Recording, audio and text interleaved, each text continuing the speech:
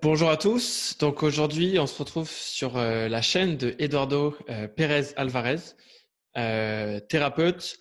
Et sur les prochaines semaines, on va mettre en place ces discussions ensemble pour pouvoir partager en fait ce que tu partages, Eduardo, en séance avec tes patients et les gens avec qui tu travailles, à des gens qui sont depuis chez eux, depuis YouTube. Donc, on va faire ça au fur et à mesure. Et aujourd'hui, on va commencer par avoir une petite présentation. Donc, Eduardo, ça fait un moment qu'on se connaît. On a travaillé ensemble et j'ai discuté avec beaucoup de gens avec qui tu bosses, différents patients que tu as. Et tu apportes beaucoup de choses aux gens avec qui tu bosses. C'est pas toujours simple de savoir exactement comment te définir. Donc, est-ce qu'on pourrait commencer par que tu nous expliques un peu comment toi, tu perçois ce que tu fais et ce que tu apportes aux gens avec qui tu travailles? Bonjour à tous déjà.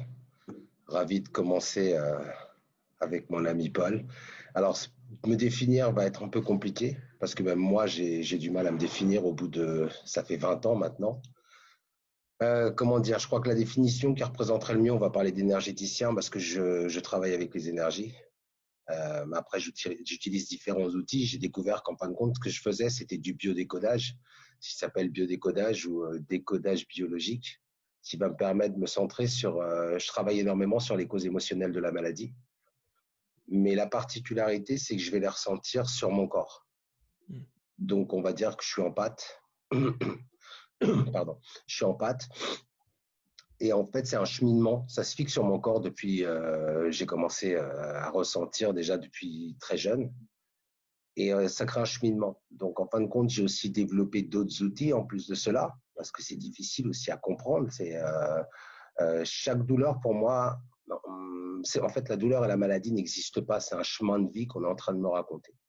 Mm. Donc, ce qui me permet d'aller de la conséquence m'emmène forcément à la cause, parce qu'il y a, je vois tous ces gens qui travaillent en fin de compte avec toutes ces informations. En fin de compte, la plupart des gens demandent qu'est-ce que vous avez. J'ai tendance, et tu l'as testé, parce que c'est ça qui était l'intérêt, c'est que tu puisses tester comment je travaillais, c'est que je ne demande pas aux gens pourquoi ils viennent me voir. Mm. C'est-à-dire que j'ai besoin de ressentir l'énergie de la personne et en fait, je canalise et je me place dans son énergie. À ce moment-là, je vais ressentir sur mon corps des choses même qu'elle ne ressent pas, comme des points énergétiques ou des fuites que je vais ressentir sur mon corps par des points. Je vais avoir des points qui vont se fixer physiquement, je vais ressentir des douleurs sur mon corps ou des gènes, Mm. soit des chaleurs, soit des points qui vont être comme des points en surbrillance. À partir de là, je vais aller au point qui me parle le plus parce que c'est celui qui me fait le plus mal et qui va me donner le chemin. Mm. C'est clair qu'après, j'ai développé d'autres outils comme je suis passé par l'hypnose parce que c'était des choses hyper intéressantes par rapport à la communication, comment on devait communiquer à notre cerveau pour permettre aussi d'ouvrir d'autres portes. Mais je l'utilise que comme un outil. Comme aussi, j'ai développé aussi beaucoup les rêves qui sont hyper intéressants dans la partie tout ce qui est inconscient, tout ce qui va être je suis parti sur des choses un petit peu qu'avait développé Freud Jung. Mais après, en testant, en travaillant avec de l'art thérapie, parce que j'ai la chance de pouvoir travailler avec quelqu'un qui est art thérapeute, qui est artiste en fait, on a développé une technique sur la connaissance des rêves, tout en le traitant comme par exemple comme si c'était un reflet. Qu'est-ce qu'on a fait aussi? Tout ce que j'ai parlé par rapport à l'art thérapie. Ouais. Et aussi, j'ai voulu passer mon diplôme tel que professeur du yoga du rire, parce qu'on s'est rendu compte que c'était un outil aussi extraordinaire et qui permettait au cerveau, justement, on faisait croire au corps qu'on était heureux par rapport à des mouvements de respiration et où on provoquait le rire au niveau du diaphragme pour que le cerveau, à ce moment-là, se mette à développer tout ce qui va être sécrété, tout ce qui va être la substance du plaisir, etc. Donc, Ok. à fur et à mesure de ces 20 ans, je découvre des techniques, je vais voir ce qui se passe, mais c'est vrai que je suis assez isolé parce que j'essaye de découvrir, en fin de compte, je crois que chaque fois, le fait que je puisse travailler avec les gens, je le découvre en fait, à fur et à Mm. mesure. Ok. Ça soit par téléphone aussi. Pardon. Et donc, le cœur de ce que tu fais, c'est que quand quelqu'un arrive avec une certaine problématique, que ce soit des blocages, une maladie, quelque chose, enfin, différentes choses qu'on peut vivre, toi, tu vas directement avoir des ressentis et des sensations et des informations qui vont venir. Et après, tu vas utiliser les différents outils que tu utilises pour En travailler fait, avec. au départ, le seul outil que je vais utiliser, c'est que je vais ressentir. Les Mm. autres outils, je les mets de côté. C'est des outils en plus que j'aime utiliser souvent, soit en atelier, soit, bon, l'hypnose, c'est différent sur des cas bien particuliers. Mais je l'utilise beaucoup par rapport à tout ce qui est, j'ai travaillé tout ce qui va être méditation, les états modifiés de conscience, l'auto-guérison, d'accord, que j'ai beaucoup développé sur certains séminaires que j'ai faits, les rêves aussi, même le yoga du rire, c'est ponctuellement, j'aime beaucoup le faire, où j'interviens énormément dans beaucoup d'associations en fait. Mais comment expliquer par rapport à ce que je ressens? Non, c'est complètement moi, c'est moi par rapport à ce que je vais ressentir, en fait, j'ai besoin de parler. C'est la définition, ça serait, j'aime pas tellement le mot guérir parce que c'est guérir les mots par les mots. En fait, pourquoi guérir? Parce que le mot guérisseur, il a été complètement déformé, détraqué. Donc, je pense qu'en restant énergétique, dans les énergéticiens, c'est beaucoup plus, peut-être plus simple en fait à comprendre. Même thérapeute, c'est un mot que j'ai du mal à utiliser. Parce il a été déformé. Le thérapeute, tel que moi je le conçois, c'est celui qui t'accompagne sur le chemin. D'accord? Moi, je vais t'aider, mais je ne vais pas faire pour toi. À partir du moment où je vais ressentir ce qu'il y a sur ton corps, je pense que je passe à peu près une vingtaine de minutes avec la personne où j'ai besoin de comprendre le cheminement de son corps, pourquoi j'ai des points de blocage, pourquoi ça s'appelle l'abandon, pourquoi il y a le père qui apparaît, pourquoi il y a la communication, simplement en fonction des endroits. C'est-à-dire que je vais traiter l'organe comme si c'était un enfant. C'est-à-dire, par exemple, je sens un blocage au niveau de la gorge, je vais tout de suite aller tout simplement à quoi ça sert la gorge, la communication. C'est-à-dire que c'est quelque chose je vais aller au plus simple en fait, sans rentrer dans des théories, sans rentrer dans une formation, sans rentrer par un parcours intellectuel. C'est comme si au moment où j'étais en pleine séance, j'étais complètement que sur la partie de mon cerveau droit. En fait, je suis qu'à l'intuitif. À partir de là, tu débloques en fait une situation. C'est comme si à la personne, tu allais lire les spams qui avaient, comme si c'était une boîte mail et ton corps, tu peux avoir mal à l'épaule, mais ça ne parle simplement qu'une conséquence. Ton corps, le corps, il va avoir un langage avec nous et si tu veux, il va chercher à nous informer. C'est comme si ton corps, c'était sur ta voiture, tu as un écran, tu sais, comment ça s'appelle? Tu sais, tableau de l'écran. bord. Exactement, tu as le tableau de bord. Et en fait, ton corps est communiqué avec toi, mais on n'a jamais appris à communiquer avec notre corps. Ça, c'est le premier point. Ton corps, en fonction de tes décisions et de ton parcours, moi, c'est la sensation que j'ai, c'est ce que je crois. C'est que ton corps, il va t'indiquer, en fonction des décisions que tu vas prendre, des chemins que tu vas prendre, ton corps va t'alerter. En évoluant, tu vois, un système évolutif où au départ, on peut passer d'une gêne, on peut passer à un malaise, on peut passer à une entorse, par exemple, à une coupure, on peut passer après à une maladie, on peut passer avec l'extérieur, l'intérieur, le yin, le yang, on va appeler ça comme on veut, sans rentrer dans tous ces détails. Un organe peut être touché, mais justement, ce qui m'intéresse, c'est pouvoir aller à l'organe, c'est pouvoir aller jouer aussi avec les mots, de la façon dont tu parles va être intéressante, parce qu'il y a des gens, j'en ai plein le dos, je vois rouge, toutes ces choses-là vont permettre de voir si la personne est plutôt kinesthésique ou si elle est plutôt dans le visuel. Et moi, les choses se posant sur mon corps, la seule chose, c'est que j'essaye de décrypter mon corps et pas forcément le corps de l'autre. C'est mon corps. Maintenant, c'est vrai qu'en regardant tes épaules, si tu as une épaule qui tombe plus que l'autre, comme là, forcément, c'est un poids que tu portes. Et ce qui est intéressant, c'est de savoir de quel côté. Je vais non seulement utiliser ce que je ressens, mais je vais utiliser aussi énormément ce que je vais pouvoir voir. Ton attitude, comment t'es coiffé, où c'est que tu as un piercing, où c'est que tu as des boucles d'oreilles, les tatouages que tu peux avoir le corps. Et en fait, ça me parle énormément. Ça m'envoie beaucoup d'informations. C'est comme si la personne, en fait, c'était un livre ouvert. Donc, en te le racontant, c'est pas que tu ne le saches pas, mais on gagne du temps. C'est comme si, en fin de compte, je te lisais tes spams, que je lisais ta boîte mail et qu'on communiquait ensemble. Et sur ça, qu'est-ce qui fait que les gens n'ont pas cette compréhension intuitive ou directe de ce qui fonctionne ou fonctionne pas et des messages qu'ils reçoivent? En fait, je pense que c'est quelque chose qu'on a tous au départ. D'accord? Tu prends les enfants, c'est quelque chose qu'on a tous, une hypersensibilité.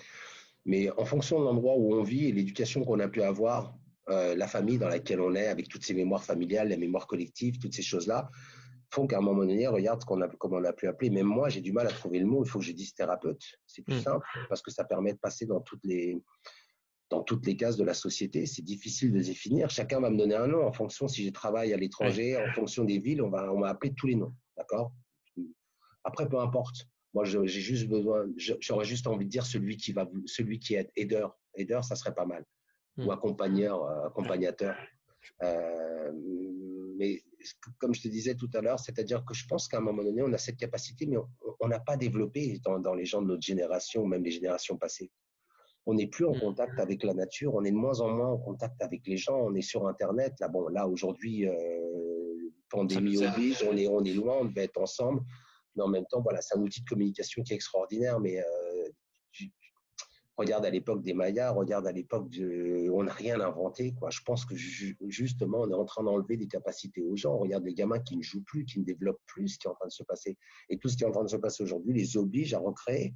Et ils s'ennuient. Donc, je pense qu'on a tous cette capacité. Je pense qu'on est tous, on a une intuition énorme, mais qu'on ne développe pas, en fait. Qu'est-ce qui s'est passé par rapport à des gens comme toi, comme moi? Je pense que c'est la vie qu'on a menée, c'est le passé qu'on a pu avoir, c'est peut-être nos souffrances et cet ego surdimensionné qu'on peut avoir à un moment donné qui m'a obligé à travailler et qui a fait que tu le développes, en fait. Et sur cette notion, qu'est-ce que là, tu parles d'ego surdimensionné, de blocage. C'est quoi le lien entre les deux? Qu'est-ce qui fait qu'on va se retrouver dans des blocages et pourquoi est-ce que tu mentionnes le concept d'ego surdimensionné? Parce qu'en fin de compte, on est habitué à travailler, à vivre sur des zones de confort. C'est-à-dire que même la souffrance, c'est un mode de communication qu'on a avec l'autre. Regarde l'enfant qui tombe malade ou l'enfant qui fait une fièvre ou qui a de la fièvre, il y a un sens à ce qui est en train de se passer. La maladie qu'il a, le nom de la maladie qu'il a informe énormément. L'ego va être nos souffrances, en fait. C'est tout ce qui... Alors, je vais définir plutôt comment moi je conçois l'ego. Oui. Ça va être tout ce qui vient de l'extérieur, que ça soit positif ou négatif, et qui vient modifier ton intérieur. C'est-à-dire aussi bien le plaisir, c'est-à-dire tout le bonheur qu'on peut m'apporter, j'existe parce que l'autre m'aime. Je tombe malade pour que l'autre s'occupe de moi et qu'on m'aime. Mais si on m'aime de l'extérieur, si celui de l'extérieur me rejette, je ne vais plus bien parce qu'on ne m'aime plus. Donc, ça voudrait dire qu'on ne nous a jamais appris à s'aimer. Et dans notre type éducatif, on n'a jamais forcément développé tout ce qui va être l'intuitif. Où on va le développer de façon négative, mais pas dans cette façon positive, se faire confiance. Et puis, le maître mot, ça va être, on n'a jamais appris à nos enfants, on ne nous a jamais appris à nous aimer, à nous valoriser. On a été quand même dans des structures, dans des sociétés, la façon dont on nous parlait quand on était à l'école. Moi, j'étais nul pour les gens, ou toi, tu as vécu ces choses-là quand tu étais à l'école par rapport à ce schéma de vie, ce que tu dois être, etc. Et la notion d'ego va faire que plus tu es dans l'ego, plus ton corps va vouloir, plus tu es dans la souffrance. Pas forcément dans ton corps, dans ton extérieur, aussi dans ton mal-être, dans ta vie. Et je crois qu'on doit amener les gens à passer dans la conscience. C'est ce phénomène de conscience, pouvoir comprendre. C'est un phénomène d'acceptation, en fait. Et c'est quoi la différence, du coup, de passer de l'ego à la conscience? Comment, concrètement, comment on fait et comment ça se manifeste, du coup, dans le quotidien? Comment je sais si je suis en train de être dans l'ego ou pas? Alors ça, c'est un travail de toute une vie, d'accord? Moi, par exemple, je vais, comment t'expliquer? Je reçois une mauvaise nouvelle, tout de suite, je vais, dans l'ego, je vais dire, oh merde, putain, j'ai pas de chance, ma voiture est cassée, ou il m'est arrivé ici, encore un problème de thune, encore un problème de ci, un problème de ça. À partir du moment où dans la conscience, tu reçois l'information, tu la vis, ta voiture, elle est en panne, c'est qu'il y a quelque chose d'autre, c'est-à-dire qu'il y a un message, en fait. C'est pas seulement le corps qui est messager. Tu vois, tout ce qu'on va appeler des signes extérieurs par rapport à tous ces gens qui ont parlé de pensée positive, de la façon dont ils l'amènent, parce que chacun a une bonne théorie ou pas, je sais pas. C'est pour ça que j'ai envie de regarder tout ce que les autres font, parce que je pense que chacun a quelque chose à apporter. Mais c'est de la façon dont tu le vois. C'est-à-dire que l'information, tu la comprends tout de suite. Il y a celui qui va trouver aussi un billet de 50 € par terre, il va penser, je vais le prendre, mais qu'est-ce que je vais encore avoir à payer? Celui qui dit, j'ai trouvé 50 €, c'est un plus qui m'arrive. C'est-à-dire que dans tout ce qu'on voit, c'est un concept d'être dans nos jugements, d'être dans ce qui m'arrive m'appartient, mais pas vivre ça comme si c'était une punition. Plutôt vivre ça dans le sens où c'est un chemin de vie, en fait. Mais c'est toute la notion de souffrance et d'acceptation qui fait que tu passes dans la conscience, pour moi, en définissant ça le plus simplement possible.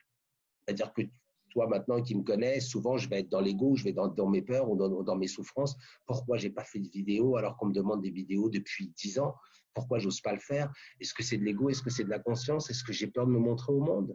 Est-ce qu'à un moment donné, j'ai peur de me comparer à des choses que moi-même, à un moment donné, j'ai jugées? Est-ce que j'ai peur de ci? Est-ce que j'ai peur que j'ai la peur à ce moment-là, ou vouloir rester dans l'humilité, ou vouloir justement se montrer au monde, mais dans quel but? Toutes ces choses-là, ça m'a posé problème, en fait. Et là, c'était de l'ego. Est-ce que je ne dois pas accepter un moment dans la conscience qu'il y a une demande, il y a une proposition, on me fait un cadeau, est-ce que je ne peux pas communiquer? Est-ce que mes mots, tout simples à moi, ce n'est pas aussi une façon de communiquer aux gens? Peut-être des gens ont, je ne sais pas, peut-être envie d'entendre quelqu'un qui parle simplement avec son cœur, sans rentrer dans des données scientifiques ou intellectuelles, car je ne sais pas le faire, en fait. Et c'est hyper difficile de définir ego, conscience, parce que je crois que c'est quelque chose qu'on va découvrir chaque jour. Et justement, ce que j'allais te demander là, c'est quand toi, tu travailles avec quelqu'un, ça a l'air beaucoup plus facile de l'extérieur ou quand tu vas travailler avec quelqu'un de voir si la personne là, elle est en train si ses décisions sont prises depuis une position de peur ou d'ego ou pas. Généralement, à l'heure actuelle, on prend quasiment tous on est tous dans une position de peur, généralement, parce que la souffrance qu'on arrive ou la douleur, tu prends par exemple la douleur, à partir du moment où on débloque et la personne a compris pourquoi et acceptait Mm. pourquoi, la douleur, elle peut partir. D'accord? Après, il y a Mm. d'autres techniques, tu vas enlever une douleur, mais c'est là la différence où c'est pas simplement le fait d'enlever la douleur à la personne, c'est pas simplement le fait de travailler sur la conséquence à la personne. Il y a un cheminement qui t'emmène forcément à la cause. L'emmener à la cause et accepter ce qu'elle a vécu sans que ça soit une souffrance va l'emmener forcément à un niveau de conscience, on va dire. Va justement lui permettre de comprendre et d'envisager la douleur ou la maladie qu'elle pouvait avoir d'une façon différente. C'est là où elle va créer, elle, sa propre guérison, son propre bien-être. Mm. C'est là où le mot accompagnateur ou thérapeute est intéressant. Parce qu'en fait, tu emmènes l'autre avec des outils différents et qu'il trouve la solution, mais tu ne lui donnes pas la réponse. Tu vas lui ouvrir des portes. Là, la notion d'ego et de conscience va être intéressante. Et donc la clé, c'est de comprendre ce qui est vraiment en train de se passer. Tu vas systématiquement avoir deux types de personnes. Toi, tu es venu en séance avec moi et tu as contacté, c'est ce que tu m'as dit, tu as contacté pas mal de personnes avec qui j'ai travaillé, Mm. soit en séminaire, soit en atelier, soit en séance, soit séance téléphone. Et ouais, il va falloir les emmener à débloquer quelque chose. Il faut qu'ils débloquent justement ça, comprendre que cette souffrance ou ce mal-être, ils l'emmènent simplement dans l'ego. Parce que j'avais écouté une histoire par rapport au Bernard l'ermite. Tu sais que le Bernard l'ermite, en fait, cette carapace qu'il a autour de lui, il sera obligé d'en changer toute sa vie en fonction de son évolution. D'accord. Enfin, comment dire, au niveau physio. Ouais.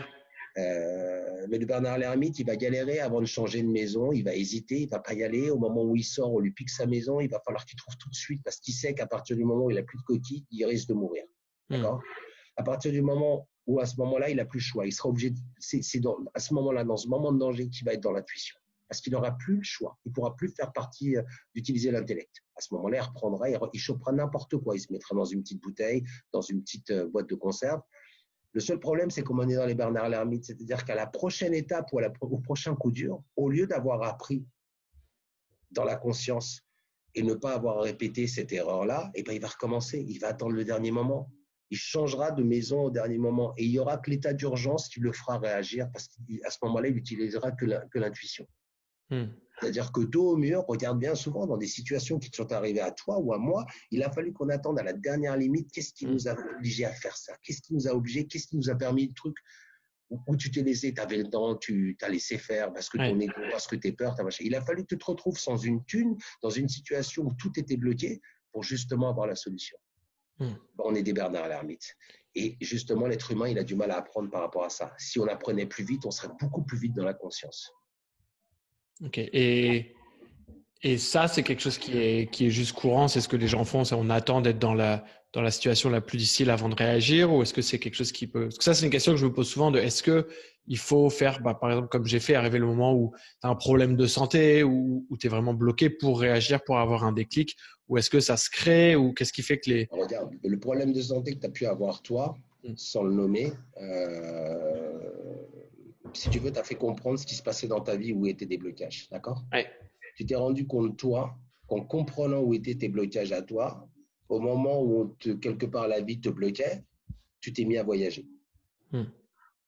Et tu te rends compte le parcours que tu as mené depuis. Qu'est-ce qui s'est passé à ce moment-là en ayant pris conscience, ayant pris ta vie en main, en comprenant ces souffrances qui, en fin de compte, ne l'étaient pas, c'est-à-dire que tu as appris à te pardonner toi et à reconnaître l'autre, en fait. Tu te rends compte que tout ce qui t'arrive, finalement, c'est un choix et un mouvement pour pouvoir avancer. Tu t'es mis à avancer. Mais à chaque fois que tu te retrouves dans des nouveaux choix, tu as ton processus de peur et ton processus d'ego qui, au moment de faire, revient et tu te dis, qu'est-ce que je fais? Et c'est le même. Et c'est le même tout le temps. Pourtant, tu le sais, regarde le Bernard l'ermite qui change encore de maison, mais qui va reproduire. Pourquoi? Parce qu'on ne s'aime pas, parce qu'on ne se fait pas confiance, parce que l'influence des autres, parce que la société va dire, parce que c'est là où on est encore sur nos mémoires. Ça veut dire que c'est là où le travail. C'est-à-dire que les gens viennent me voir en une séance, on va bien sûr qu'on va taper sur le biodécodage, bien sûr qu'on va travailler sur les mémoires cellulaires, bien sûr qu'on va travailler sur des nettoyages. Mais cette personne-là, il y a une évolution. Combien de temps ça peut prendre? C'est dépendant de chaque personne. C'est le temps que tu as besoin. C'est toute une vie qu'on est là. On est là pour expérimenter, je pense, pour dépasser des émotions. Et chacun à sa vitesse en fonction d'où tu viens et qui tu es. Ouais. Et sur ça, du coup, c'est quoi les conseils que tu donnes aux gens parce que je sais que j'ai développé des outils aussi, moi, au fur et à mesure comment je fais pour prendre mes décisions au fur et à mesure et essayer de ne pas retomber dans ces anciennes peurs, dans ces anciens schémas, de ne pas repartir dans l'ego. Sauf que bien sûr, c'est le travail à faire au fur et à mesure. Comment comment tu le conseilles ou comment toi tu le fais au quotidien Comment tu fais au quotidien? C'est en expérimentant et en faisant. Ouais. C'est-à-dire que tout savoir, moi je connais des gens aujourd'hui, je suis allé en conférence la dernière fois et il y a des gens dans le public qui sont capables de me donner une leçon entre la physique quantique, le machin, le biodéveloppement. Ils connaissent tout, la vitesse de la pensée. Ils connaissent même la vitesse de la pensée. Ils connaissent. Moi, je suis impressionné, moi, de tout ce qu'ils savent. Mais il y a un truc qui est hyper important, c'est pourquoi savoir autant et pas faire les choses. C'est-à-dire que tous ces gens qui sont en train d'apprendre, d'acheter tous les livres, d'écouter tout, c'est très bien. Mais qu'est-ce que tu fais? Tu es simplement en train d'alimenter un intellect, un cerveau gauche, qui te permet simplement de rester assis et poser ton cul, quoi. Ouais. À un moment donné, il vaut mieux, c'est pour ça qu'on dit l'idiot du village, mais finalement, qu'est-ce qui se passe? Vis-le comme si tu étais un enfant, expérimente. Comme tu dis, comme même toi, comme disais, et si je me trompe? Je lui dis, change le mot se tromper par expérimenter. Et si on expérimentait? Et si à ce moment-là, on essayait? Si on faisait? Tu te rends compte qu'entre je sais, je fais, il y a une seule lettre qui fait la différence, c'est un F. La façon dont on a parlé, je vais essayer, arrête d'essayer. J'ai été prof pendant 22 ans, arrête d'essayer et fais. C'est faire, recommencer, faire, recommencer. Le fait que tu fasses, si ça ne fonctionne pas, tu as déjà une réponse. Et de cette réponse-là, tu apprends. Tu vas te rendre compte que systématiquement, tu es en accord avec toi. Tu te rappelles quand je te parlais de distorsion? Ouais. C'est-à-dire qu'il faut que tu sois en accord avec ce que tu veux faire. Si toi, quand tu as voulu faire les choses, tu as voulu faire plaisir à l'autre, même dans ton couple, dans ta vie, à ton patron, parce qu'on est dans des contraintes, mais tu peux être dans toutes ces contraintes, mais comprendre pourquoi tu as ces contraintes, pourquoi ces contraintes existent encore, pourquoi les mêmes contraintes qu'il y a au travail, tu les as à la maison.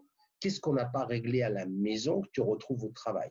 Je pense que tout est lié en fait. Et sur cette distorsion, c'est intéressant, c'est comment, et ça je pense c'est ma question un peu de tous les jours, mais comme tu dis c'est le chemin, mais comment est-ce que tu vas faire pour rester en alignement avec ses vrais besoins et pas en fait être en train d'aller chercher des choses dans le matériel ou quoi qui sont pas vraiment en fait alignés avec ces vrais besoins-là.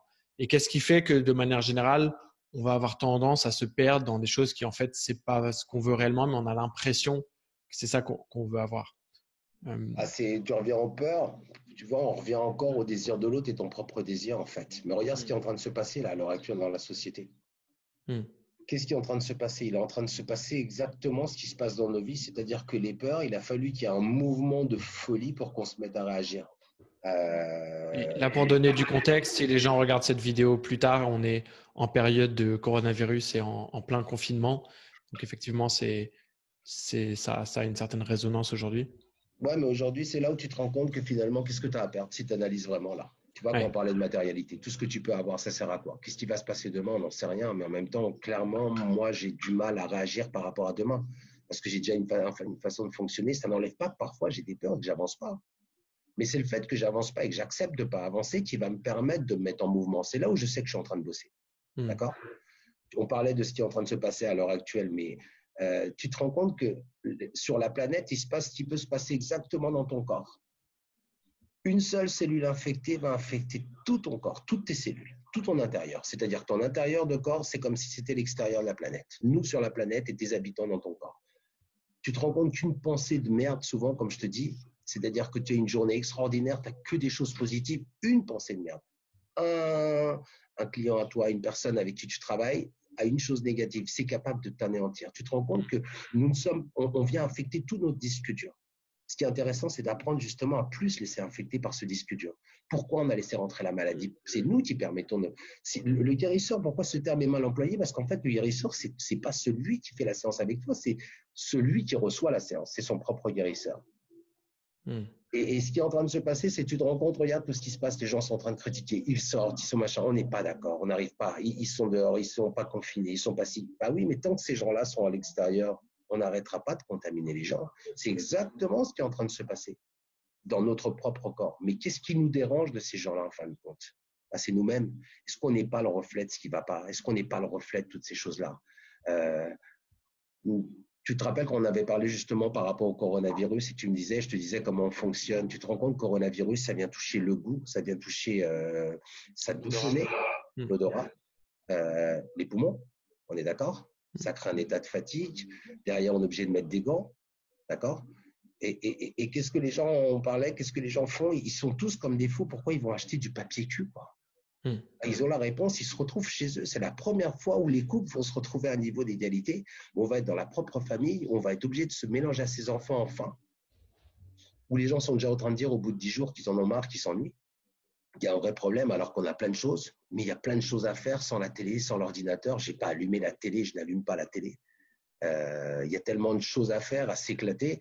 Mais regarde, les gens, ils achètent du PQ pourquoi? Parce qu'ils vont aller aux toilettes, ils doivent se vider. C'est toute la merde qu'on doit nettoyer. Et c'est ce qui est en train de se passer sur cette planète. C'est toute la merde qu'il faut nettoyer. Ce virus, il a permis que tout s'arrête au niveau économique, au niveau aussi, à tous les niveaux, tout ce qu'on n'a rien réussi à faire, tous les gouvernements, tous les gens, les banques, la tuerie des animaux, tout ce qu'on a fait, la multiplication, enfin, tout le bordel qu'il y a eu par rapport aux animaux. Je ne veux pas répéter ce que plein de gens ont été racontés, ils disent mieux que moi, mais tu te rends compte que toute cette merde, il va falloir qu'ils la nettoient dans leur maison, quoi, dans leur famille. C'est tout ce qu'ils ont à vider. C'est quand même une énergie en ce moment où on est dans être clair avec soi-même, être juste. C'est-à-dire qu'on nous demande d'être dans la vérité. C'est-à-dire que c'est le moyen de nettoyer. Tu vois, et tu prends physiquement le cul. Le cul, c'est quoi? C'est ton assise, c'est ta place. Les gens, ils en ont plein le cul. Les gens, ils cherchent leur place aussi. C'est un équilibre, c'est l'assiette. C'est quand même une zone d'insécurité. C'est où est ma place, où je m'assois. On demande de nous positionner. Qu'est-ce que tu veux? Est-ce qu'on continue à vivre comme ça? Qu'est-ce qui va se passer? Est-ce que c'est encore le fric qui va gagner? Tu vois, on va prendre après, tu prends l'odorat. L'odorat, c'est ressentir, c'est les émotions, c'est se couper de ses émotions. Le goût, c'est profiter, goûter. Goûter la vie, tu te rends compte? Le goût, tu n'as plus de goût à rien. Tu te rends compte la définition? On doit mettre des gants. Donc, on va couper le contact avec les gens. Il faut être à 1 mètre, plus de contact. Les gens n'arrêtent pas de se téléphoner.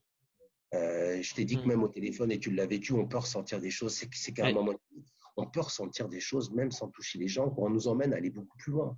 On nous emmène à aller beaucoup plus loin, mais ouais, bien sûr que ça fait peur. Mais après, il y a des gens comme, enfin moi, dans mon cas, j'ai confiance, quoi. J'ai la foi, quoi. J'ai envie vraiment que ça continue. J'ai des choses à faire. On a à s'éclater. J'ai envie de m'amuser encore. On a envie de vivre. Puis toi aussi, je crois, non? Oui, tout à fait.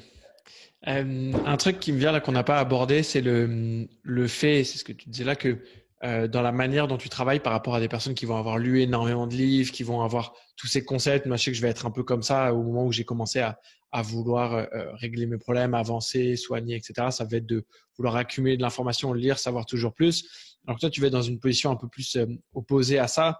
Tu vas être plutôt dans une simplicité et dans aussi la manière dont tu travailles dans un franc-parler, dans quelque chose d'assez direct. Et à chaque fois que j'ai parlé avec des gens, de tes patients avec qui tu as bossé, c'est quelque chose qu'ils apprécient beaucoup, en fait. Le fait d'avoir quelqu'un qui va être beaucoup moins dans l'intellectuel, beaucoup plus direct et surtout plus naturel et assez franc et d'avoir un franc-parler. Ça, est-ce que c'est juste parce que c'est naturel à toi ou est-ce que ça fait partie de ce que tu t'apportes aux gens et ça a un certain… En fait, je me rends pas compte. Je me rends compte que quand je suis en train de parler, je demande même aux gens, je vais vous tutoyer parce que j'arrive pas avec le vouvoiement. Tu sais, quand tu rentres dans l'émotion de la personne et que tu rentres dans cette énergie de la personne, tu deviens l'autre personne. C'est un partage qui est énorme. C'est-à-dire, je suis dans l'émotionnel de l'autre. C'est là où je différencie vraiment l'empathie de la sympathie. Parce qu'entre ressentir sa souffrance, la comprendre, mais pas souffrir à sa place, il y a une limite. D'accord? Je suis pas dans la compassion, je suis pas dans la peine. Je suis là pour aider l'autre. Je peux pleurer avec l'autre, mais je ne me laisse pas embarquer par cette vague de la peine. Mais ma façon de parler, en fin de compte, c'est une façon qui est juste parce que c'est ma façon d'être, en fait. C'est comme si tu parlais, c'est comme si c'était cet enfant qui va être en face de toi et qui va parler très simplement, qui va te raconter une histoire. En fait, je te raconte ton histoire, mais avec ma vision des choses et mon ressenti à moi. C'est-à-dire qu'il n'y a pas de perte de temps, on va pas. C'est souvent, rappelle-toi ce que je dis souvent, ça je me souviens parce que je me rappelle pas de mes séances, c'est j'ai pas de temps à perdre et toi non plus. On n'est pas là pour passer 5 ans, on n'est pas là pour faire 10 séances. Il faut qu'on comprenne très vite, il faut qu'on aille vite et les gens ne sont pas avec moi, on ne va pas travailler, on ne se rencontre pas jamais par hasard. Tu en es conscient aujourd'hui que chaque rencontre, il y a quelque chose d'extraordinaire derrière. Pourquoi cette personne-là? Pourquoi l'autre? Qui j'accueille? Qui je ne prends pas? Comment on dit? Est-ce que tu as une limite sur les patients qui viennent te voir? Quelle limite? Il n'y a absolument aucune limite de la personne qui vient te voir. À partir du moment où il frappe à ta porte, c'est que tu peux faire quelque chose.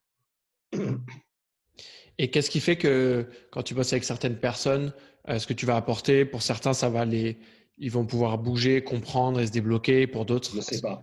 Je le sais pas. Je le sais jamais parce que la difficulté, ça va. Au départ, quand tu commences pour faire ce truc-là, c'est comme toi dans ton métier. Tu veux que les choses soient hyper bien faites, d'accord? Tu as besoin de résultats, tu as besoin qu'on croit en toi, tu as besoin de te faire connaître, tu as besoin d'alimenter ton ego. Mais à partir du moment où ça, c'est tu besoin, c'est comme si, excuse-moi, j'ai pas le corona, mais euh, c'est comme si à chaque fois qu'il y avait quelqu'un, forcément, moi, quand j'ai par exemple un gosse qui va pas bien ou quelqu'un qui a une maladie grave ou quelqu'un qui va vraiment très mal, tu as forcément envie de l'aider, cette personne-là. Tu te dis, est-ce que je peux lui apporter ce qu'on va lui. Mais il est là tout le problème. Il a fallu très vite comprendre entre ego et conscience que moi, j'étais pas celui qui détenait les clés. C'est-à-dire que je vais être celui qui va t'accompagner. C'est accepter que le fait que tu ailles mieux ou que tu guérisses, peu importe, ou que tu aies solutionné ton problème, ne m'appartient pas. Parce Donc, que tu ne dois si pas ça y être attaché.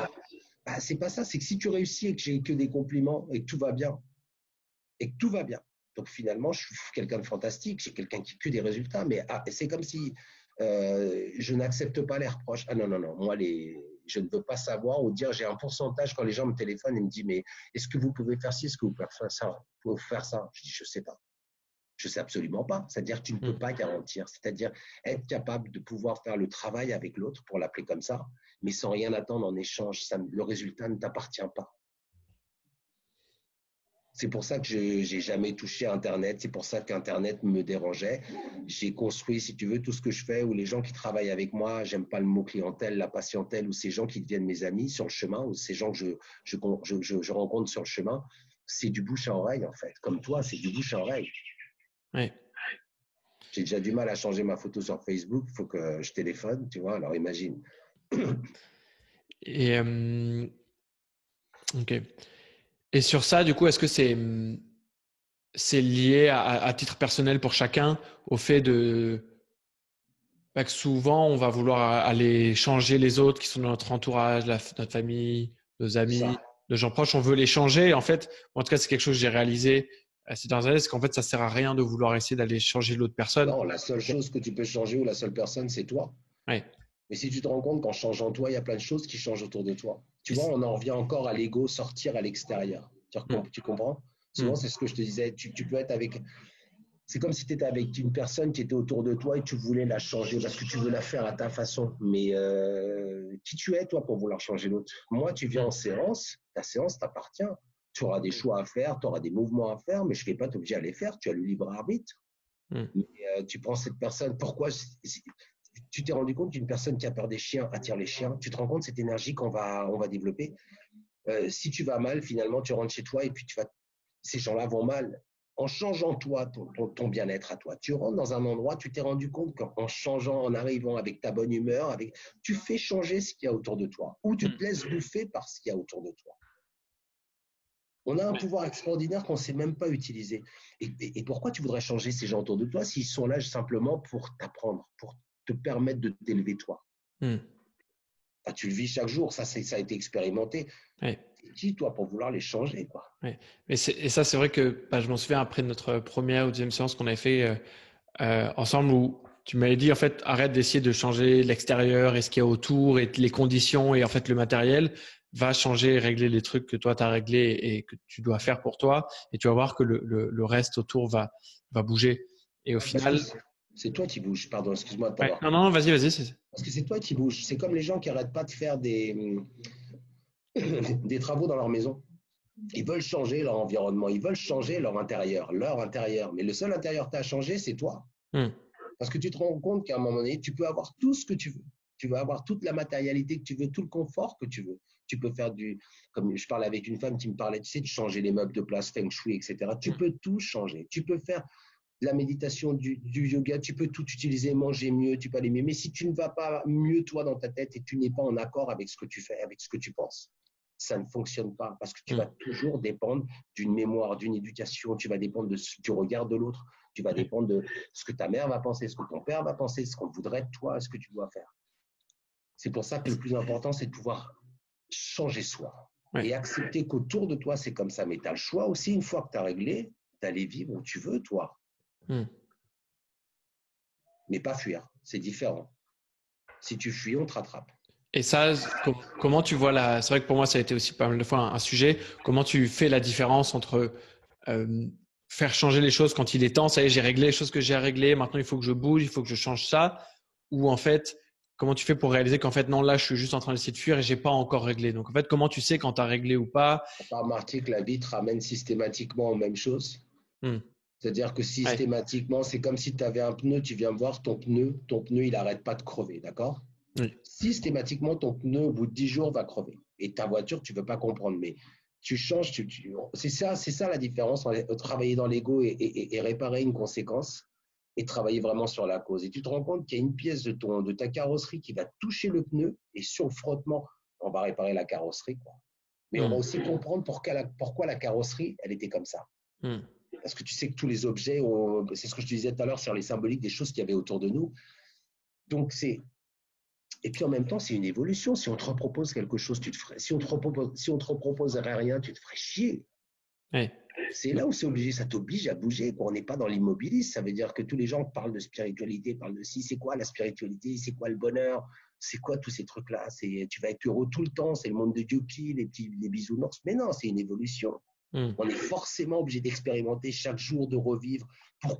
Bien sûr que c'est lié à tes mémoires, c'est lié complètement à tes mémoires.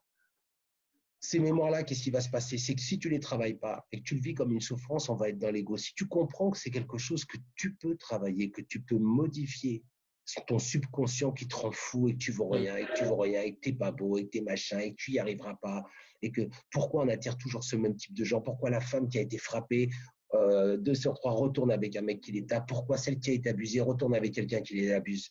Parce qu'on ne Hmm. travaille pas sur des causes. Il faut les emmener à la cause, il faut les emmener à la mémoire de ce qui se passe. Quelle est l'énergie qu'elles vont émettre? Hmm. Comprendre? Et donc, Donc, on pour va savoir arrêter. quand on a réglé ou pas, comme en fait, c'est la même réponse à ce que tu as dit un peu plus tôt, c'est qu'il faut juste faire et voir et juste faire. Et Ouais, puis tu feras sans avoir peur. La prochaine fois, tu expérimenteras. Tu diras, bah, il y aura ce qu'il y aura. Est-ce que ouais. tu sais combien tu vas gagner à la fin du mois, toi, à l'heure actuelle? Moi, j'ai jamais su ce que je vais gagner à la fin du mois. À l'époque où j'étais dans une société bien carrée, je savais quel était mon salaire, je savais que j'avais tant de mois de vacances, je savais, en plus, je faisais des séances à l'extérieur, donc j'avais déjà commencé tout ce qui était hypnose, tout ce qui était énergétique. C'était un plus, c'était extraordinaire. Aujourd'hui, je travaille sans savoir ce que va être demain. Bien sûr qu'il a fallu se lâcher, j'avais peur. Et si je gagne pas, et si je peux pas payer mon loyer, tu sais ce qui m'est arrivé à ce moment-là? J'étais toujours en galère de thunes. Je gérais jamais. Je gérais jamais. J'étais à la limite, mais j'avais toujours assez. Tu sais, c'est comme la boîte à malheur, comme mes parents dans l'éducation. Mets du fric de côté. Hmm. Je mettais du fric de côté. Il ne servait qu'à payer que de la merde, que des conneries. Une galère de facture, une machin, c'est ça. Un jour, quand j'ai commencé à comprendre, j'ai mis boîte à bonheur. Tu sais que les mots, les écrits ont une énergie que tu vas déposer.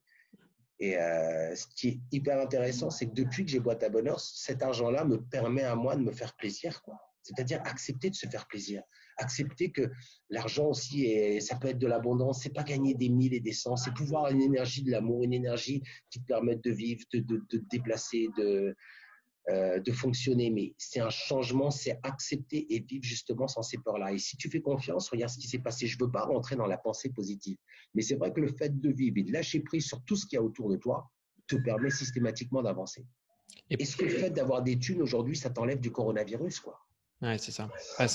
Et c'est ça qui est plutôt positif avec ce qui est en train de se passer, c'est que là, il y a personne qui va être au-dessus de qui que ce soit l'argent, les pays, d'où tu viens. C'est qu'au final, on est tous à égale distance. Et du coup, ce que tu as. Je reste persuadé que ceux qui sont pétés de fric sont en train de demander, on est en train d'entendre partout, moi j'entends pas trop, je lis, sont en train d'avoir des respirateurs chez eux, ceux qui sont pétés de fric Oui. vont toujours. Le seul problème dans tout ça, c'est que ça va créer un niveau d'égalité.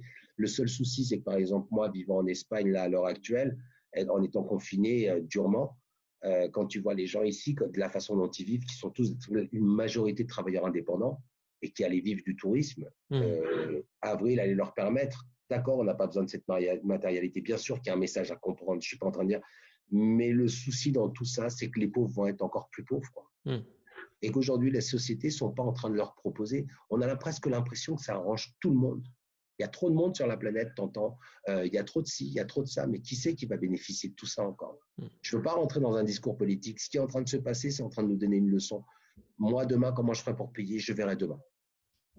Je verrai demain. J'ai suffisamment confiance pour savoir que. Mais tout le monde ne vit pas de la même façon, quoi. Mais c'est vrai que derrière, ça va. Qu'est-ce qu'on aura à apprendre? Je sais pas. Tu vois, là, dans la conscience, j'ai confiance. Dans l'ego, je commencerai à compter les morts, à regarder la télé, à m'inquiéter, à avoir peur, à pleurer. Mes enfants, comment ils vont? Ils sont à Paris. Tu sais très bien en plus que j'ai un de mon fils aîné qui avait eu des petits soucis de santé, même des gros soucis de santé. Comment ils vont? Ils vont très bien. Ils sont en bonne santé. Ils vont continuer à aller en bonne santé.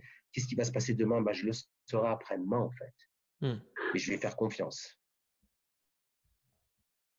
Et tu restes centré dans le jour et dans l'énergie du moment. Mais je suis comme toi, Paul. Si je commence à me décentrer, je commence à avoir peur. Je commence à me poser les questions. Qu'est-ce qui va se passer? Où je vais? Et si demain, si? Et si j'ai pas d'argent? Et si je perds mon appartement demain? Et s'il n'y a pas d'avion, comment je fais? Parce que je travaille majoritairement sur Paris, parce que c'est un petit peu difficile de se mettre en place en Espagne. En plus, moi, la publicité, on a un petit peu de problème.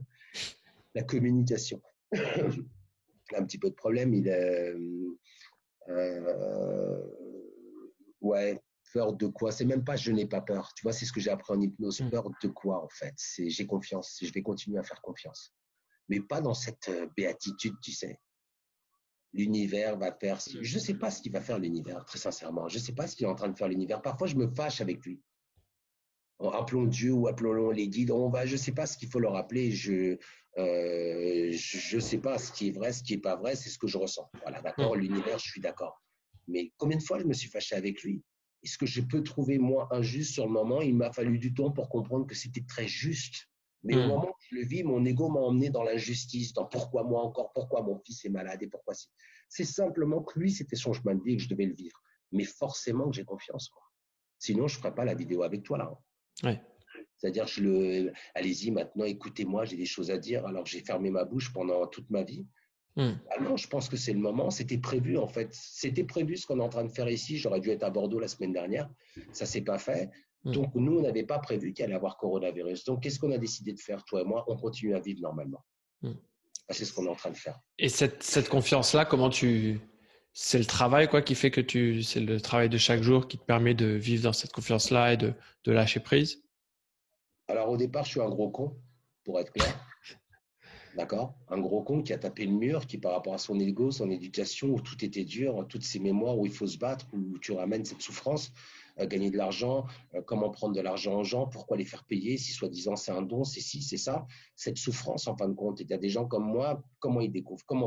Qu'est-ce qui se passe? Il se passe simplement que tellement d'ego, je pense, un ego tellement surdimensionné, et qui t'emmène à une forme de tellement souffrance de par ta vie, de par ces choses-là qui me faisaient pleurer quand je les racontais, qui aujourd'hui ne sont plus une souffrance, sont la chance d'avoir pu vivre tout ça, quoi. J'étais présent. En fait, c'est être présent et accepter tout ce que tu as vécu. Et aujourd'hui, c'est toutes ces expériences qui, pour moi, avant, étaient un échec, qui me permettent aujourd'hui complètement de relativiser et de comprendre que si j'ai vécu tout ça, c'est que j'avais la capacité de vivre tout ça.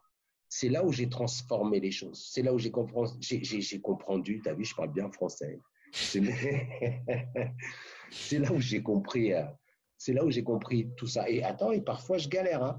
Et parfois je retombe. Hein, mais c'est normal. Ça m'oblige à me relever. Ça m'oblige à comprendre. Mais on est forcément. Il y a des gens qui sont extraordinaires, qui sont tout de suite. Tu as des gens que tu les entends parler, tout a l'air facile.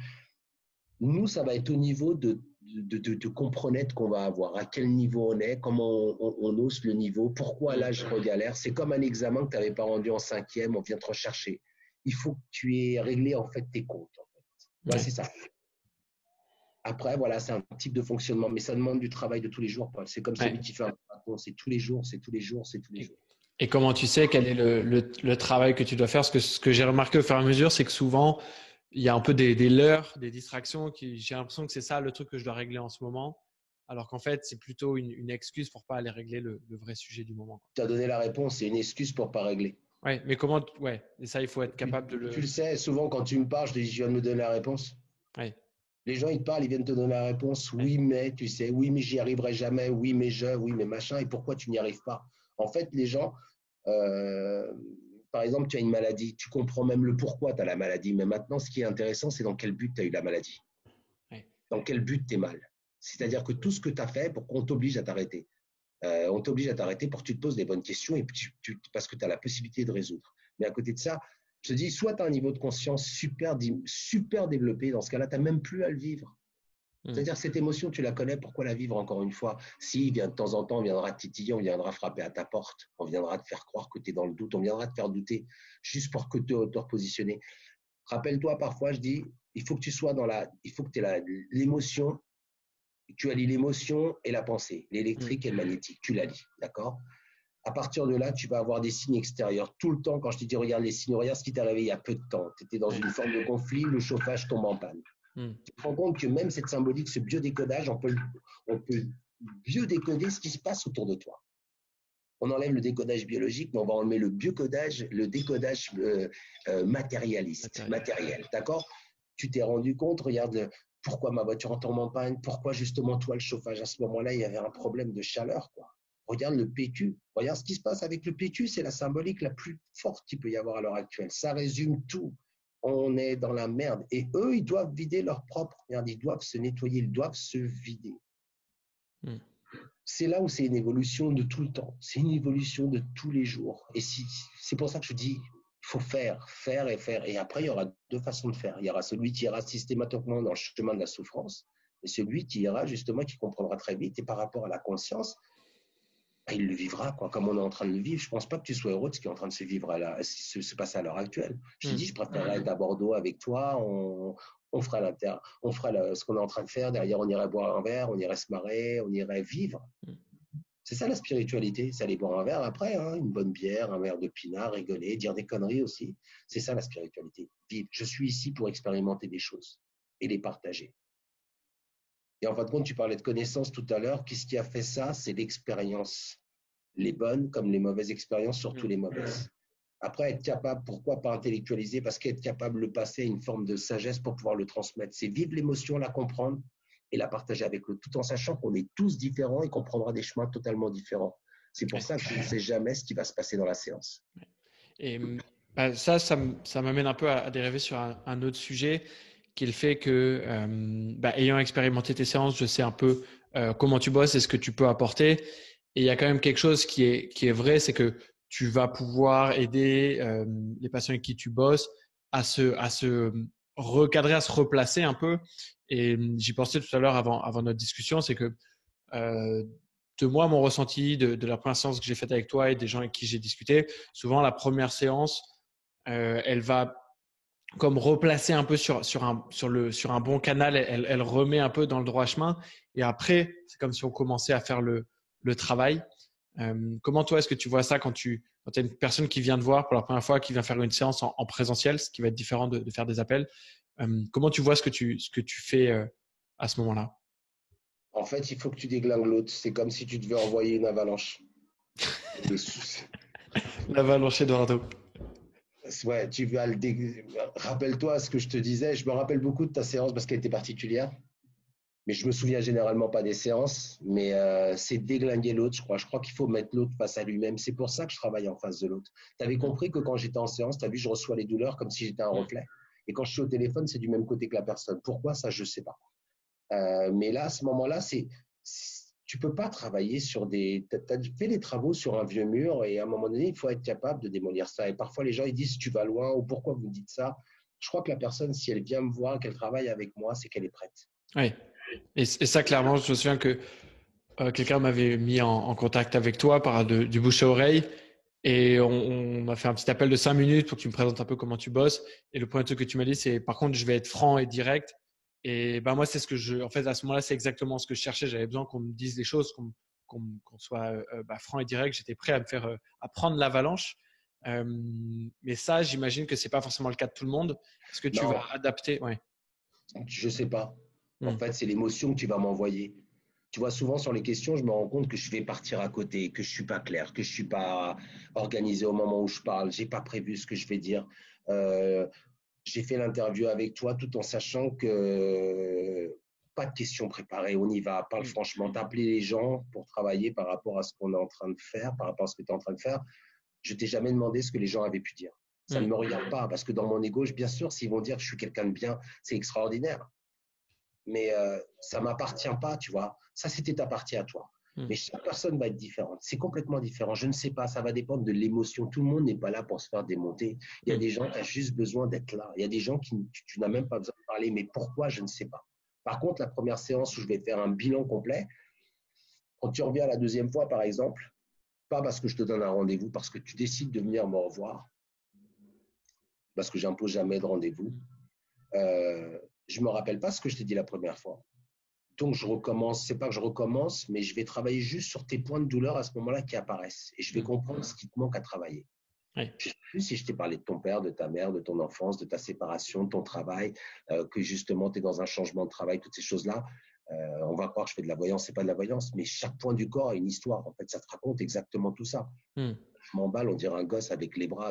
Non, c'est bien. Si je voulais avoir les mots justes pour pouvoir t'expliquer, parce que je le vis avec mon cœur et mes tripes.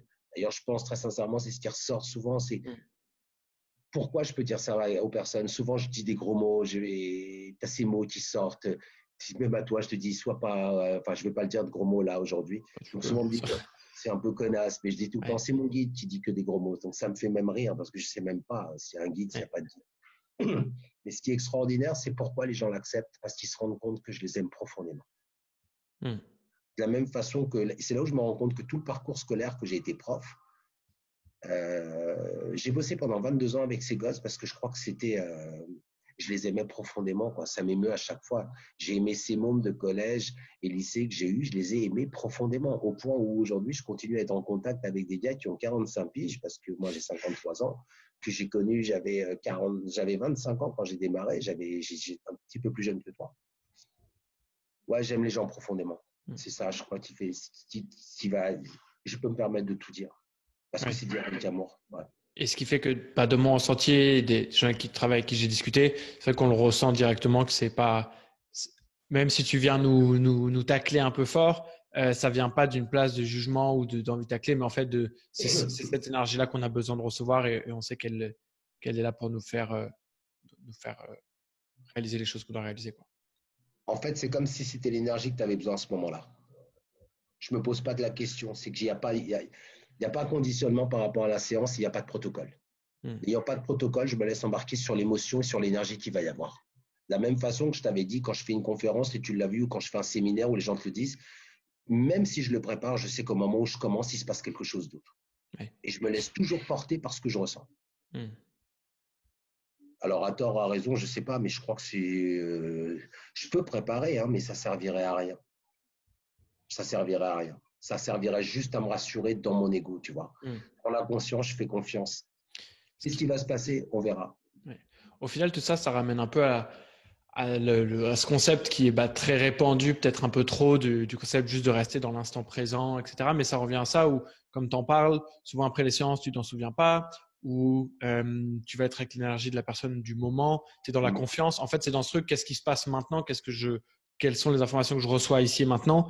Et je peux en conclure des choses, mais ça se trouve, dans 5 minutes, ce sera plus la même chose et j'en conclurai de nouvelles choses et je vais pas essayer de rester attaché avec ces choses que j'avais avant. Et ce qui est assez difficile à faire, c'est quelque chose personnellement là que je travaille beaucoup en ce moment, d'essayer de lâcher tous ces trucs-là du mental, mais Tu lâcher tes schémas, en fait. Lâcher tes schémas. Tu sais, on parle tout le temps de l'ici et maintenant. Le passé, en fin de compte, est une mémoire négative parce que le passé, c'est un passé qui est connu. On parle très bien, je crois que c'est Joe Dispenza qui parlait de ça, du passé connu, du futur prévisible et du futur inconnu. En fin de compte. C'est exactement ça, en fait. Expliquer avec ses mots à lui extraordinaires. Moi, je vais le parler, c'est de l'expliquer avec mes mots. On parle de l'ici et maintenant. Et je crois qu'en fin de compte, c'est tout ton passé qui te fout dans la merde. Et tu avances dans ton futur de la même façon que tu as vécu ton passé. Si on ne décroche pas ces chaînes du passé, c'est ça se guérir, c'est être capable de décrocher toutes ces chaînes qui ne t'appartiennent pas en réalité. Si tu te rends compte, toutes ces mémoires qui, en fin de compte, peuvent être même des fausses mémoires, on a pu te raconter même des conneries sur ta propre famille. Mais là, c'est être capable, c'est même plus le ici et maintenant, c'est être présent dans ce que tu vis. C'est pour ça que quand les gens ils me parlent de bonheur, moi, je voudrais être présent, être dans le présent, pas dans le présent maintenant, ici, maintenant, mais vivre ce que la vie me propose. C'est-à-dire que là, je suis avec toi et je ne suis pas en train de me préoccuper de ce qui va se passer après. Je ne suis pas en train de me demander combien de personnes regarderont cette vidéo, comment tu vas la mettre en ligne. C'est même pas, je m'en fous, il se passera ce qui devra se passer. Mais en tous les cas, je me serais éclaté à le faire. Tu vois, être présent du moment que je suis en train de vivre. Pour ça, quand on me dit le bonheur, mais j'ai pas, je sais pas, moi, ça me fait délirer, quoi. C'est limite, il faut parler gentiment, il faut pas dire de gros mots, il faut machin, mais ça va pas. Moi, j'aime bien dire des gros mots, j'aime bien rigoler tout le temps, j'aime bien aussi pleurer. C'est toutes ces expériences-là qui sont riches à l'arrivée. Et comment là, pour les gens qui nous écoutent, comment ils peuvent faire concrètement pour rester dans cette présence-là et dans Alors, ce. il y a plein de méthodes, tu vois, on va dire faites du yoga. D'ailleurs, c'est pour ça que c'est intéressant parce que toi-même étant professeur de yoga, tu vas en arriver à tous ces outils qu'on peut utiliser, mais les outils sont quelque chose de. Il y a une certaine forme de matérialité, tu vois. C'est-à-dire que ça dépend encore de tout ce que je vais mettre comme outil. Chaque outil que tu vas avoir, si tu veux, il ne faut pas que ça devienne aussi un leurre. D'accord? Ouais. Tout ce que je te raconte, c'est parce que je l'ai même vécu, expérimenté quand c'était des séminaires, des ateliers ou des choses comme ça, ou même en séance. C'est pas parce que tu fais du yoga, c'est pas parce que tu manges vegan, c'est pas parce que tu t'habilles comme si, c'est pas parce que tu médites tant de fois par jour, c'est pas parce que tu critiques pas les gens, que tu ne les juges pas, que tu es bon, que tu, peu importe, ou que tu aies prié 20 fois, ou que tu fasses 6, qu'est-ce que ça va faire simplement? Ou que tu te donnes aujourd'hui, c'est, il va falloir faire attention à son corps, faire du sport, se sentir bien, pas fumer, pas boire, pas machin. Euh, j'ai entendu des trucs là où ils faisaient l'amour sans avoir d'éjaculation parce que tu envoies ton énergie. Mais qu'ils le fassent eux s'ils ont envie de le faire, c'est bien. Si ça leur permet eux d'être heureux et si ça leur permet de machin, pas dire de gros mots, c'est bien. Mais moi, je m'emmerderais si je te disais pas de gros mots. Je pense que c'est un ensemble de choses. C'est un ensemble de choses en fait. C'est c'est comme si on avait besoin d'aller chercher tout ça. Je pense qu'une fois que toi, tu es réellement bien, regarde-moi, moi, je mange de la viande, moi, je bois du vin, moi, je vis normalement. Mais regarde mon corps, à partir du moment où je suis en accord, à partir du moment où je suis en accord avec moi, automatiquement, je vais avoir envie de moins de viande, je vais avoir envie de ci, je vais avoir envie de légumes, je vais avoir mangé, je vais ça, je vais manger des fruits. C'est-à-dire que l'autórégulation, elle va se faire. Méditer, c'est quoi? C'est poser 1 heure par terre ou assis ou ci et ça. Est-ce que moi, je le fais en marchant? Chacun va faire de la façon. Ce qui est intéressant, c'est que chacun doit trouver son équilibre, sans jamais imposer à l'autre. Moi, je vais te donner des idées, je vais te donner des outils, mais après, là, tu vas encore le faire, fais ton expérience. Mais arrête de te leurrer. Arrête de te leurrer. Et sur ces leurres, là, ce qui me vient quand tu dis ça, c'est, là, je le vis pas mal en ce moment, c'est si du coup je retombe dans que ce soit voilà l'alimentation ou des addictions ou des choses qui, moi, je sais que sont des choses qui fonctionnent pas, ça veut dire que je suis pas aligné et qu'en ce moment je suis en train d'être dans un certain déséquilibre. Bah ouais, parce que regarde, ton alimentation, on en avait parlé, c'est lié à quoi? Les intestins, tu vois, qu'est-ce que je digère pas? Je me souviens très bien de la conversation qu'on avait eue Ouais. justement sur cette thématique. Dès que tu prenais, tu prends l'exemple de quelqu'un qui prend quelque chose de sucré et qui, au niveau des intestins, va provoquer, je sais plus, une mycose ou quelque chose comme ça, peu importe, un champignon. Ouais. Tu te rends compte que le goûter, tout de suite, j'ai pensé pas à Nutella. Pas à Nutella, c'est un plaisir du goûter. Ramène ça au goûter ou ce qui pu se passer dans ta vie. Qu'est-ce qui empêche à un moment donné d'avoir du plaisir de t'apporter?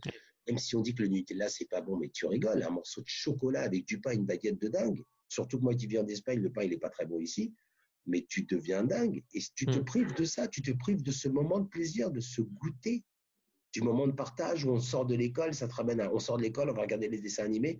Qu'est-ce qui se passe à ce moment-là dans ta vie où toi-même, tu peux même pas te faire plaisir? Donc c'est ça. Et donc là, c'est dans ce genre de situation qu'il faut faire attention à pas tomber dans ce piège d'essayer de régler ce truc-là qui est en fait la conséquence il y a une source derrière. Tu vas changer ton alimentation, tu vas prendre sans gluten, tu vas faire sans ci, tu vas prendre sans ça, tu vas prendre ça, tu ne goûteras plus, tu n'auras plus de pain. Mais tu crées une frustration terrible. Ouais. Moi, je te vois manger un morceau de pain avec du chocolat devant moi, mais je te vole ton pain. Ou tu partages, c'est pas possible. Tu crées une frustration.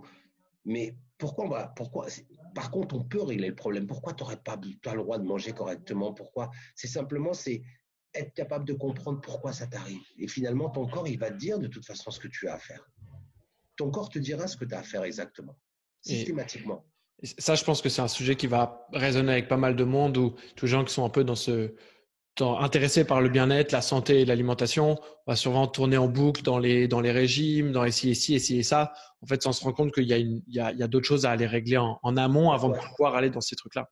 Pourquoi ils ne perdent pas de poids? Pourquoi ils n'arrivent pas à perdre de poids? Ils vont faire tous les régimes du monde. Pourquoi ils n'arrivent pas à ci? Pourquoi ils n'arrivent pas à ça? Qu'est-ce qu'on veut régler? On veut encore régler dans la matérialité. Pourquoi ils ne sont pas bien? Parce qu'on veut régler dans la matérialité. On m'a fait du mal, Bon, je ne veux pas citer certains cas où, par exemple, la personne avait besoin que la justice reconnaisse, mais la justice aurait jamais reconnu ce cas-là énorme. Si elle ne se reconnaît pas, elle, et que la justice ne la reconnaît pas, elle est morte derrière.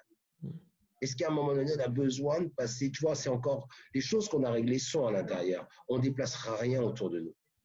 Pour finir un peu cette discussion, j'aimerais bien qu'on revienne un peu sur un peu le cœur de ce que tu fais, même s'il y a beaucoup d'outils que tu utilises sur du coup le biodécodage, le corps, les causes émotionnelles de la maladie. Donc ça, comme tu en parlais un peu plus tôt, tu vas ressentir les choses dans ton corps. Et une fois que tu reçois ça, comment est-ce que tu le transmets à la personne? Comment est-ce que tu vas l'aider à aller débloquer ces trucs ces informations que toi, tu reçois? Alors, comme je t'ai dit, au niveau reflet, comme je le reçois sur mon corps, toute ma partie gauche à moi va être ta partie droite à toi. D'accord? Tout en symbolisant la partie droite représentant le masculin, le père, la symbolique de l'homme, cet homme qui est censé te protéger, te mettre à l'abri. Après, on a de côté gauche, on a la mère, la maman, la femme. Je vais placer aussi l'entreprise côté gauche. Et tu as entendu parler, tout le monde a entendu parler des chakras. Je me rappelle Oui. jamais comment ils s'appellent, mais en fait, chaque chakra pour moi vont être des tiroirs énergétiques. D'accord? Qu'est-ce que je vais faire en fonction si l'endroit, c'est comme si on jouait à la bataille navale. C'est-à-dire que je vais sentir ton épaule, d'accord, qui va être à tel niveau, où on va faire H côté masculin, qui est moi mon côté féminin, mais je le ressens comme ça, en reflet, d'accord. Je vais faire H4, par exemple, et j'ai telle partie de ton corps. Donc, si je prends l'épaule, à quoi sert l'épaule, par exemple à quoi sert ton organe? Et ça me donne la réponse tout de suite. Ton épaule, ça sert, c'est la seule articulation qui fait 360 degrés. Donc, c'est le mouvement. Et si tu bloques le mouvement de ton épaule droite, c'est toi qui te bloques ton propre mouvement. D'accord? Après, est-ce que ça vient du père? Est-ce que ça vient de toi? C'est un questionnement. Donc ça, c'est les autres points de ton corps. Est-ce que tu as une contracture au moment où je te parle? Est-ce que j'ai un blocage au niveau de l'omoplate, le mapla? Tout ça, ça va donner des informations. C'est-à-dire, mais par contre, si j'ai l'omoplate et le lombaire à droite ou l'omoplate droit et le lombaire à gauche, ça ne veut plus dire la même chose. C'est pour ça qu'il faut que je sois suffisamment, moi, bien pour pouvoir comprendre que les douleurs ne m'appartiennent pas. Ça m'est déjà arrivé de partir et avoir une douleur au niveau de l'épaule droite. J'avais une douleur au niveau de l'épaule droite, mais ce qui est hallucinant, c'est que tous mes patients avaient une douleur sur l'épaule gauche. Est-ce que je me suis posé tout le temps la question, est-ce qu'on ne se rencontre pas par reflet? Est-ce qu'il n'y a pas quelque chose à régler aussi chez moi à ce moment-là? Sûrement, mais j'en suis conscient. Hein. Donc, le fait de moi bouger va permettre aussi à ce moment-là aux autres de bouger. C'est ça qui est intéressant. Après, le corps, c'est… j'en parlais l'autre jour, on m'a demandé sur la mononucléose. Je ne savais même pas ce que c'était la maladie du baiser. C'est 90% de la population là. Et en fin de compte, si j'aime bien découper les mots comme maladie, tu vois, le mal qui a dit. Même en espagnol, je travaille en Espagne, enfermedad, c'est enfermé dans l'âge. Tu vois, l'enfer aussi est à…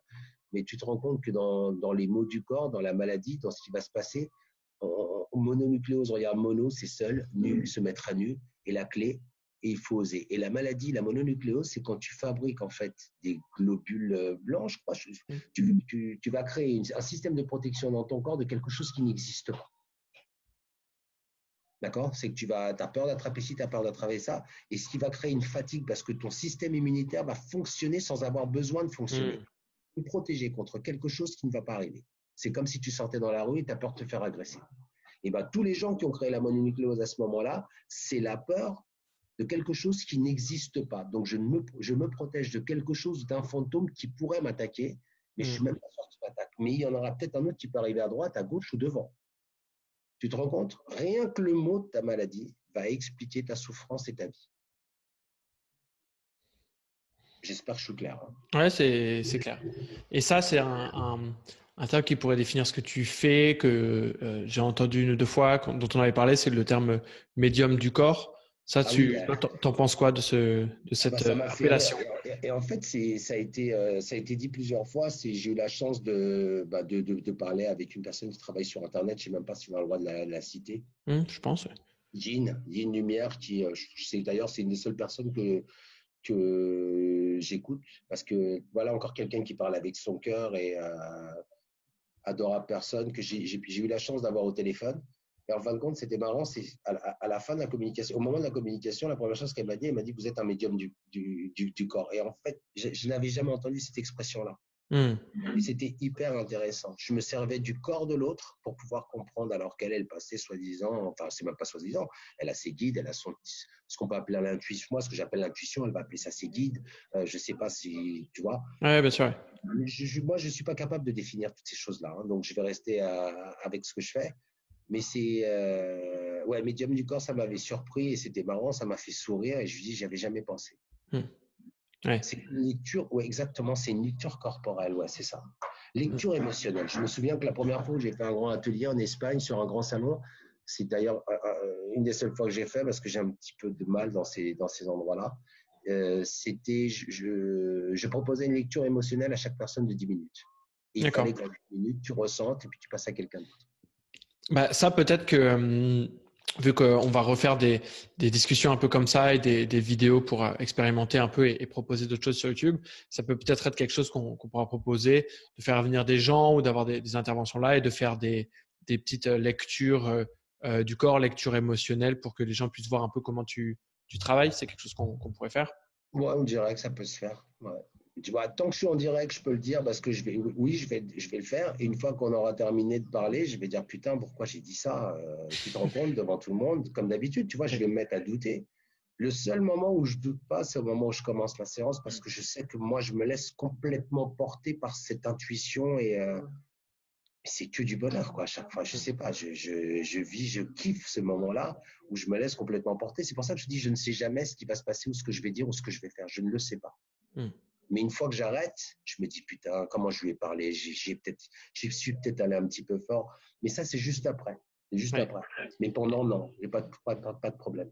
Et ça, pour les gens qui regardent, c'est vrai que c'est pas forcément, on se rend pas forcément compte, mais l'ayant vécu, je vois comment ça fonctionne et ce qu'on va essayer de faire, c'est de pouvoir retranscrire un peu ça au fur et à mesure au fil de quelques vidéos pour Ouais, les gens même si ça qui peut être regardent. compliqué parce que les gens peuvent penser qu'on fait.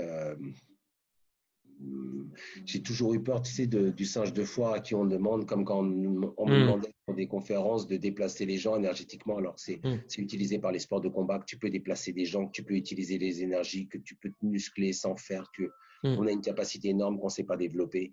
On a une énergie, un potentiel, une puissance. C'est une puissance qu'on a tous, mais qu'on ne sait pas utiliser, tu te rends hmm, compte?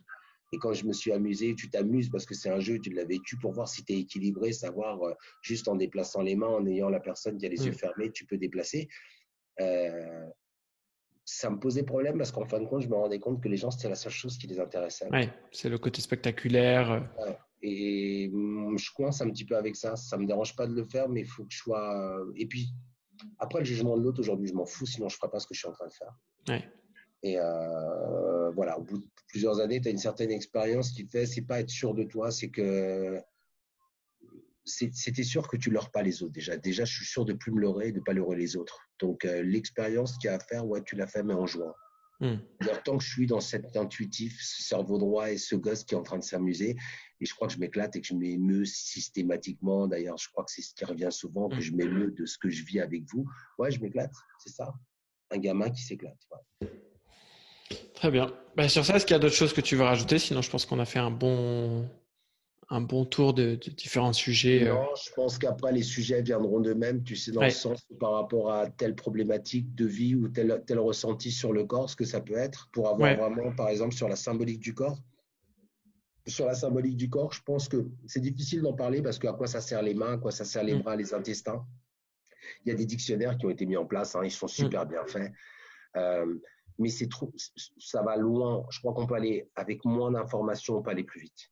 Ok. Même si c'est extraordinaire, avec moins d'informations, on peut aller plus vite. Même le nom de la maladie, en fait, il faut même pas, tu sais, comprendre que peu importe comment s'appelle la maladie, mais simplement quel organe touche tel, tu vois, ou quand tu as de Hmm, l'eczéma, pourquoi si, pourquoi ça, l'eczéma, pso, moi je les différencie pas trop, c'est la peau, l'organe le plus. Là, ça peut être intéressant sur différentes,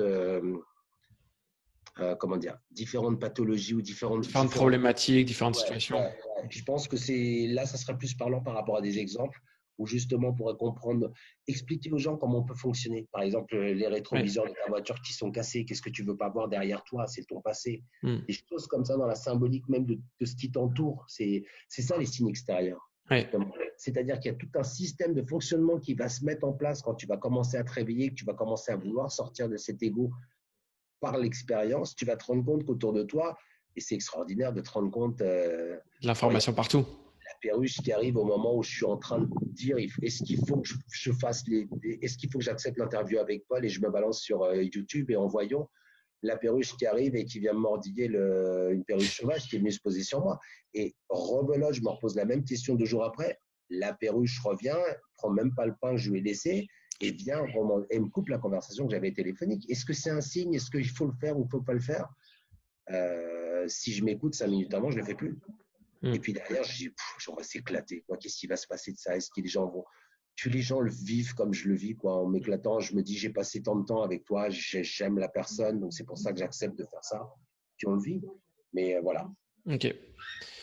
Sur ce, du coup, pour les gens qui ont suivi l'ensemble de la vidéo, je vous invite à aller vous abonner en bas pour suivre les prochaines vidéos qui vont sortir dans les semaines à venir.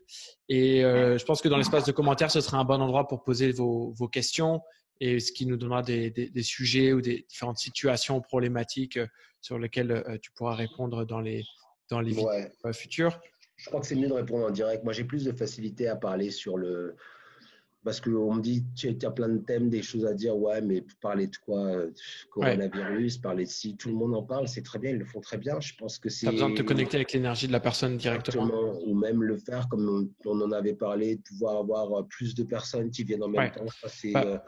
Dans ce cas-là, je vais changer ce que j'invite les gens à faire. Dans le lien de la description de la vidéo, il y aura un lien vers le site d'Eduardo, eduardoperezalvarez.com. Il y aura le lien en dessous et vous pourrez vous inscrire sur la page d'accueil en rentrant votre adresse email. Et là, on vous tiendra au courant de la prochaine fois qu'on fera une vidéo comme ça et on pourra avoir 5, 10, même on peut aller jusqu'à beaucoup plus de personnes dans l'appel avec nous pour poser les questions en direct. Si ça vous intéresse, que vous voulez voir un peu la suite, il faut juste aller dans la description en dessous. Il y a un lien et vous pouvez vous inscrire sur le site directement. Et on va voir ce que ça va nous permettre de faire dans le futur. Comme tu nous dis, on va essayer de rester dans l'instant et pas trop prévoir à l'avance. Je vais te reprendre. On va rien essayer du tout. D'accord? Ouais. On va rien essayer du tout. Voilà. On va pas essayer de reprendre. Voilà comment ça se passe quand on bosse avec Eduardo. On va faire. Et on va faire. On est en train de faire d'ailleurs. On va arrêter de discuter pour pas se disputer. Tu vois, on continue de converser. On va jouer avec ces mots pleins d'une jolie énergie. Et non, on est en train de faire. C'est même pas on va faire, c'est on fait. On est en train de le faire maintenant. Voilà. C'est une belle histoire qui se continue. Et puis voilà, je la kiffe, cette histoire. Super. Merci Eduardo. Merci mon Paul. Parfait.